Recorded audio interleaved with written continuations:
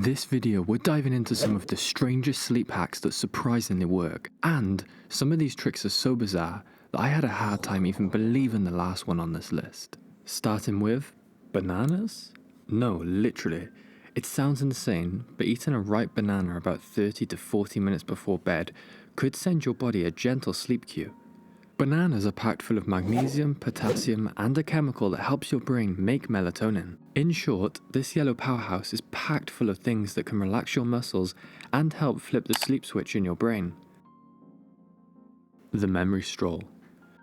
Close your eyes and mentally stroll through a place you know well, until you're so immersed you forgot you're even trying to fall asleep. It may sound odd, but neuroscience calls this cognitive shuffling, or the memory palace trick. By concentrating on details of an imaginary space, your occupied brain gets distracted and tired, effectively lullabying itself into slumberland. Count backwards, not sheep. Sheep are so yesterday. Try something more challenging. Count backwards from 300 in threes, like 300, 297, 294.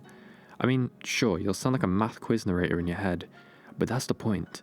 Your brain will need to really concentrate, exactly what helps quiet down random anxious thoughts. By the time you reach 200 something, you'll likely feel too relaxed to continue.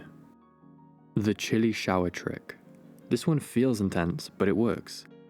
Just take a cool or cold shower about an hour before bedtime. It might sound crazy, but here's the logic. A cold burst sharpens circulation, and then when you warm up after, your body knows it's time to wind down. In fact, scientists say dropping body temperature after a cooling down period helps trigger melatonin production. So, shivering for a minute can end with snug toasty comfort. Grounding. This one's a little bit different, but stick with me.